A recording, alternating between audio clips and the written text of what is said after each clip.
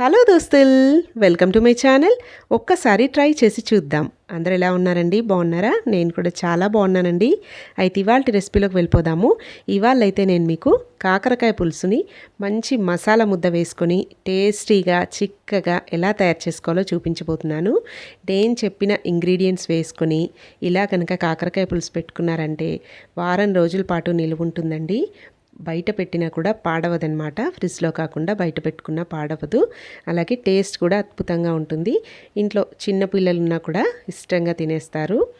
చాలా బాగుంటుంది. అయితే ముందుగా కావలసిన పదార్థాలు ఏంటి, తయారీ విధానం ఏంటో చూసేద్దాము. చూడండి, ఇక్కడైతే నేను ఒక 1/2 kg వరకు కాకరకాయలు తీసుకున్నాను. శుభ్రంగా వాష్ చేసుకొని రెండు వైపులా తొడిమెలు కట్ చేసుకొని చూడండి ఇలా పొడవుగా కట్ చేసుకున్నానండి. మరీ సన్నగా కాకుండా కొంచెం లావుగా ఇలా పొడవుగా కట్ చేసుకున్నాను.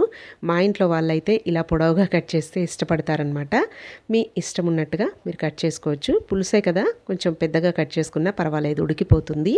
చూడండి, ఒక పెద్ద ఉల్లిపాయ, 5 పచ్చిమిరపకాయలు, అలాగే కొంచెం కొత్తిమీర, ఒక 2 కాడలు అనుకోవచ్చండి, ఉల్లికాడలు, అలాగే మెంతికూర కూడా వేస్తున్నానండి. ఒక కట్ట మెంతికూర, అలాగే 2-3 రెమ్మల కరివేపాకు. పులుసుల్లోకి మెంతికూర ఉల్లాకు వేసుకుంటే చాలా బాగుంటుందండి. ఉల్లికాడలు మెంతికూర ఉంటే వేసుకోండి, లేదంటే స్కిప్ చేసేయచ్చు. చూడండి, ఒక పెద్ద నిమ్మకాయ సైజ్ అంతా చింతపండును కూడా శుభ్రంగా వాష్ చేసుకొని 2-3 సార్లు ఒక పావు గంట సేపు నానబెట్టేసుకోవాలి. ఇప్పుడైతే మనం మసాలా కోసం చూడండి, ఒక ప్యాన్లోకి 2 టీ స్పూన్ల ధనియాలు, అలాగే 1 టీ స్పూన్ జీలకర్ర, అలాగే ఒక పావు టీ స్పూన్ వరకు మెంతులు తీసుకోండి. అలాగే ఒక 4 టీ స్పూన్ల నువ్వులు తీసుకోవాలి. చూడండి, ధనియాలు, జీలకర్ర, మెంతులు, నువ్వులు, అలాగే ఎండుమిర్చీలు, ఒక 3-4 ఎండుమిరపకాయలు కూడా వేసుకోండి. ఇవన్నీ కూడా దోరగా ఫ్రై చేసుకోవాలి కలుపుకుంటూ. మరి మాడకుండా జాగ్రత్తగా దోరగా ఫ్రై చేసుకోవాలండి. లైట్గా వేగితే సరిపోతుంది. 2 స్పూన్ల ధనియాలు, 1 స్పూన్ జీలకర్ర, పావు స్పూన్ మెంతులు మరీ ఎక్కువ వేసుకోకండి, చేదు వచ్చేస్తుంది. ఆల్రెడీ మనకు కాకరకాయలు కూడా చేదు ఉంటాయి కాబట్టి మెంతులు కొన్ని వేసుకోండి, కానీ తప్పకుండా వేసుకోవాలి. పులుసు కూరల్లో జీలకర్ర మెంతుల పొడి కంపల్సరీగా వేసుకోవాలండి, అప్పుడే టేస్ట్ బాగుంటుంది పులుసు అనేది. చూడండి, ఇప్పుడు స్టవ్ మీద ఒక కడాయి కానీ ఇలా ఏదైనా ప్యాన్ పెట్టేసుకొని అందులోకి 3 టేబుల్ స్పూన్ల ఆయిల్ యాడ్ చేసుకొని అందులోకి మనం కట్ చేసి పెట్టుకున్న ఉల్లిపాయలు, పచ్చిమిర్చి యాడ్ చేసుకోవాలి. పోపు దినుసులు కూడా వేసుకోండి, ఆవాలు, జీలకర్ర వేసుకొని అవి కొంచెం వేగిన తర్వాత ఇలా ఉల్లిపాయ, పచ్చిమిర్చి యాడ్ చేసుకోవాలి. ఇవి కూడా కొంచెం వేగిన తర్వాత ఇందులోకి మనం శుభ్రంగా కట్ చేసి పెట్టుకున్న మెంతికూర, ఉల్లాకు, కొత్తిమీర, కరివేపాకు అన్నీ యాడ్ చేసుకోండి పోపులోనే. ఇలా అన్నీ వేస్తేనే పులుసు రుచిగా ఉంటుందండి, చాలా బాగుంటుంది. చూడండి, కరివేపాకు అలాగే కొంచెం కొత్తిమీరను కూడా పోపులో వేసుకోండి. ఇంకా స్టవ్ని మీడియం ఫ్లేమ్లో పెట్టుకొని కలుపుకుంటూ ఇవన్నీ కూడా మంచిగా ఫ్రై అయ్యేంత వరకు ఫ్రై చేసుకోవాలి.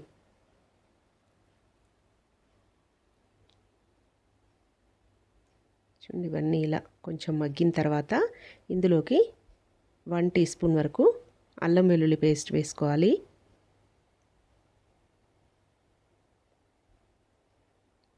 ఈ అల్లం వెల్లుల్లి పేస్ట్ పచ్చివాసన పోయేంత వరకు కలుపుకుంటూ ఫ్రై చేసుకోవాలి. అలాగే ఒక 1/2 టీ స్పూన్ వరకు పసుపును కూడా యాడ్ చేసుకోవాలి.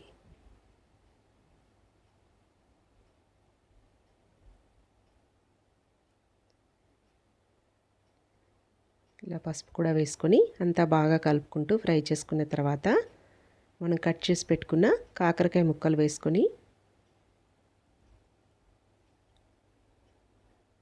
చూడండి, ఇదంతా కొంచెం ఫ్రై అయిన తర్వాత ఇందులోకి మనం కట్ చేసి పెట్టుకున్న కాకరకాయ ముక్కలను యాడ్ చేసుకొని ఒకసారి అంతా బాగా కలిపేసుకొని ఈ నూనెలో బాగా మగ్గించుకోవాలండి. అయితే కాకరకాయకి చేదు అనేది ఇంకా దాని గుణం కదండి, చేదుగానే ఉంటాయి. మీరు మరీ అస్సలు చేదు ఎక్కువగా తినలేము అనుకున్న వాళ్ళు ఇలా కాకరకాయలను కట్ చేసుకున్న తర్వాత అందులోకే కొంచెం సాల్ట్ అలాగే పసుపు వేసుకొని కాసేపు పక్కన పెట్టేశారంటే అందులోంచి వాటర్ అనేది బయటికి వస్తుంది. ఆ వాటర్ అంతా కూడా గట్టిగా పిండేసుకోవాలన్నమాట. పిండుకున్న తర్వాత మనం పులుసు కానీ కర్రీ కానీ ఫ్రై కానీ చేసుకుంటే మనకు చేదు అనేది రాకుండా ఉంటుంది. అంటే ఎక్కువగా చేదు ఉండకుండా ఉంటుందండి. కానీ నేనైతే డైరెక్ట్గానే చేస్తానండి. ఎందుకంటే కాకరకాయ గుణమే చేదు కదండి, మనం తినాల్సిందే. ఇంకా మనము చేదంతా తీసేసుకుని తింటే అది తిన్నా కూడా దాని ఫలితం అయితే ఉండదు. కాకరకాయ హెల్త్కి చాలా మంచిదండి. రక్తాన్ని శుద్ధి చేసే గుణం ఉంటుందంట ఇందులో. అలాగే డయాబెటీస్ ఉన్న వాళ్ళకైతే ఇంకా మంచిది. ఇలా చేదు తింటేనే వాళ్ళకు షుగర్ లెవెల్స్ అనేవి కంట్రోల్గా ఉంటాయన్నమాట. అందుకే ఎక్కువగా చేదైతే తీయకుండానే వండుకునేటట్టు చూడండి. మరీ ఎక్కువ చేదు తినలేమో అనుకున్న వాళ్ళు మాత్రం అలా వాటర్ అంతా పిండేసుకొని తర్వాత కర్రీ చేసుకుంటే బాగుంటుంది. చూడండి, ఈలోపు మనం వేయించుకున్న ఇంగ్రీడియంట్స్ అన్నీ చల్లారిపోయి ఉంటాయి కదా, అవన్నీ కూడా మిక్సీ జార్లో వేసుకొని అందులోకి మనం నానబెట్టుకున్న చింతపండు గుజ్జు, అలాగే కొంచెం చింతపండు నీళ్ళు కూడా యాడ్ చేసుకొని ఇలా పేస్ట్ లాగా పట్టేసుకోవాలండి. చూడండి, ఇలా ఒక పేస్ట్ లాగా పట్టుకొని పక్కన పెట్టేసుకోవాలి. ఈలోపు మనం కాకరకాయలు అయితే మంచిగా మగ్గుతూ ఉంటాయి కదా నూనెలో. సాల్ట్ కూడా యాడ్ చేసుకున్నాము. ఇలా ఇవి కొంచెం మగ్గిన తర్వాత ఇందులోకి ఇప్పుడు కారం యాడ్ చేసుకోవాలి. ఇక్కడైతే నేను 2 టీ స్పూన్స్ వరకు కారం వేసుకున్నాను. మీరు తినే స్పైసీనెస్కి సరిపడా కారాన్ని యాడ్ చేసుకొని మళ్ళీ ఒకసారి ఇదంతా కూడా బాగా కలిపేసుకొని ఇప్పుడు మనం పేస్ట్ పట్టుకున్నాం కదండి, ఆ పేస్ట్ అంతా కూడా ఇందులో వేసుకోవాలి. ఇలా పేస్ట్ వేయడం వల్ల మనకు పులుసు అనేది చిక్కగా వస్తుందండి. అలాగే టేస్ట్ కూడా చాలా చాలా బాగుంటుంది. మనం నువ్వులు వేసాం కాబట్టి మంచి టేస్టీగా ఉంటుందండి పులుసు అనేది. చూడండి, ఇలా పేస్ట్ వేసిన తర్వాత ఒకసారి అంతా బాగా కలిపేసుకొని ఇప్పుడు ఇందులోకి సరిపడినంత వాటర్ యాడ్ చేసుకోవాలి. మనకు కన్సిస్టెన్సీ అలాగే చూడాలండి, ముక్కలన్నీ మునిగేంత వరకు యాడ్ చేసుకోవాలి. వాటర్ అయితే ఇక్కడ నేను 1.5 గ్లాస్ వరకు వాటర్ని యాడ్ చేసుకున్నాను.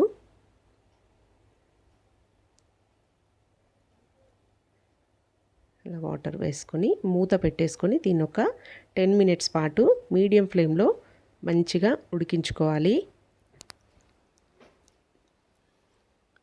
పులుసు ఎంత మరిగితే అంత రుచి అన్నమాట.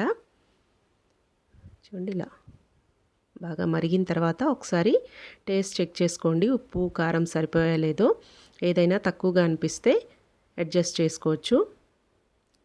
మళ్ళీ మూత పెట్టేసి ఇంకొక 5 మినిట్స్ పాటు ఉడికించామంటే మనకు కాకరకాయ ముక్క అనేది చూడండి ఇలా మెత్తగా ఉడికిపోతుంది.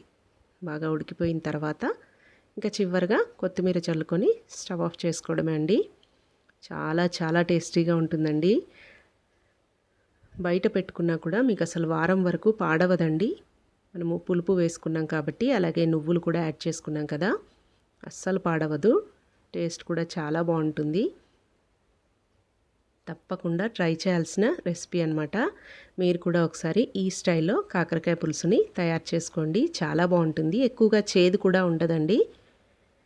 పిల్లలు కూడా తినగలరన్నమాట, అంత చిరు చేదైతే ఉంటుంది. చాలా బాగుంటుందండి, ఇంట్లో వాళ్ళందరికీ నచ్చుతుంది. మీరు ఒకసారి ట్రై చేసి మీకు ఎలా వచ్చింది అనేది అయితే మీ కామెంట్స్లో తెలియజేయండి. మీకు కనుక నచ్చినట్టయితే మా ఛానల్ తప్పకుండా సబ్స్క్రైబ్ చేసుకోండి, పక్కనే ఉన్న బెల్ గంటను కూడా కొట్టండి. Thanks for watching. Please subscribe to my channel. Thank you.